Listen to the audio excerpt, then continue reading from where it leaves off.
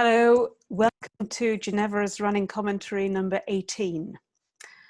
Now in running commentary number 3, I talked about the tongue position in the mouth, the ideal place for the tongue to rest, which is where the tongue sits when we have our mouth shut, when the airway is clear at the back of the throat.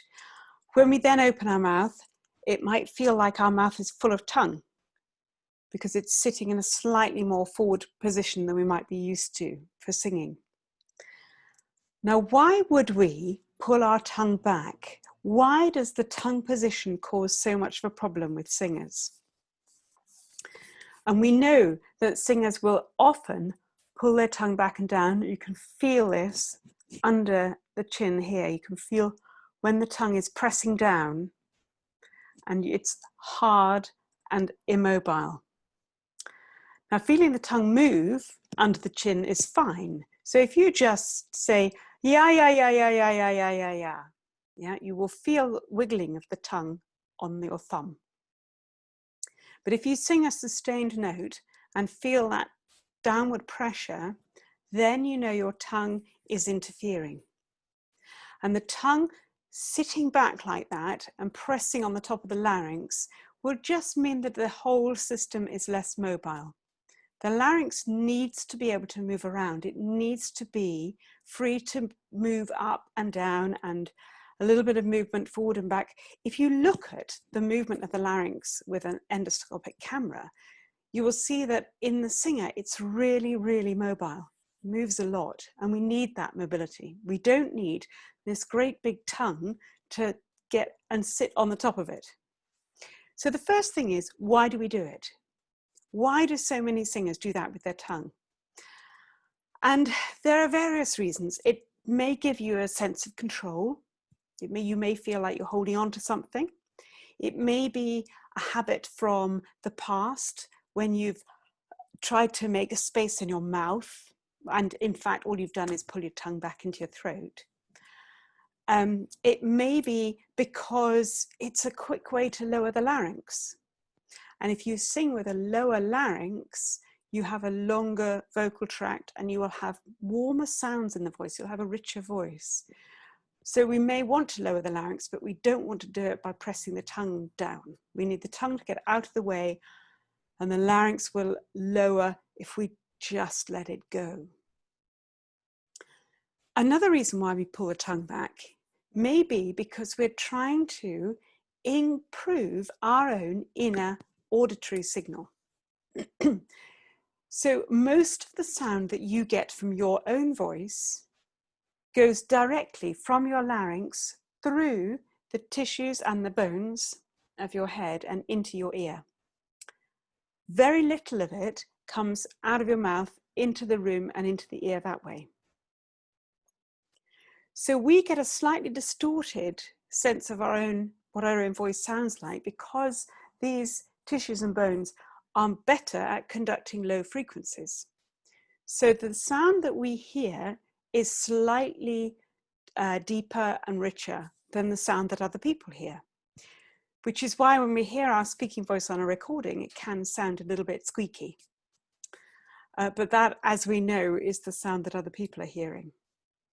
So when we pull our tongue back in our mouth, what we're doing is we're actually blocking some of the sound coming from our larynx and keeping it going directly into our own ears. We are enhancing our own auditory feedback of our sound when we pull our tongue back. So that is why it's such an instinctive movement in so many singers. And you will find it especially in choral singers who are singing with a lot of noise around them and want to know exactly what their own voice is doing. So they will instinctively do that with their tongue. Now we know why people do it.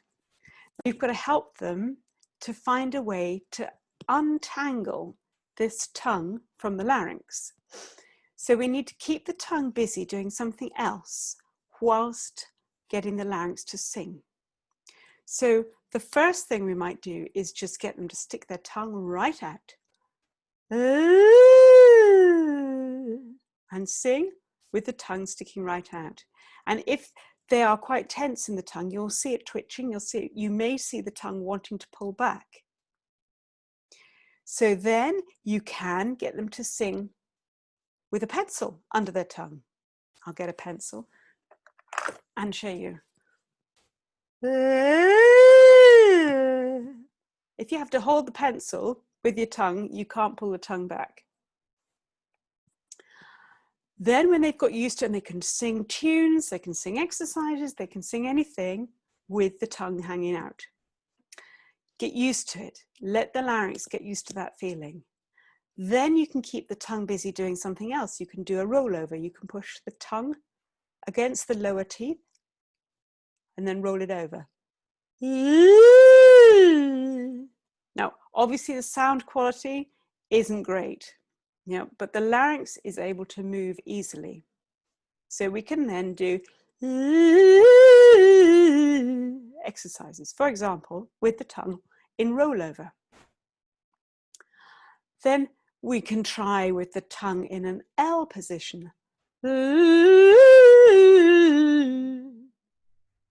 And then we can try with the tongue just in an E position, forward in the mouth. And going between them, so we do a continuous roll of exercises with the tongue out, the tongue in rollover, the tongue in L, the tongue in E. We'll just re-educate it so that the larynx gets used to singing without the tongue interfering. Then we can keep the tongue busy with text. And we keep the tongue busy with words and make sure that it's not pulling back and getting in the way of the larynx. These habits can take a long time to get rid of. So you need patience and you need to do the exercises every day. And then you need to check that when you are singing sustained words, sustained songs, that you're not pressing down at all here. So you can have a little monitor. You can have your finger over your chin to make sure your jaw isn't over opening or pulling forward, and your thumb under here, just as a little reminder that we don't want the tongue to press down at all or pull back. Bye.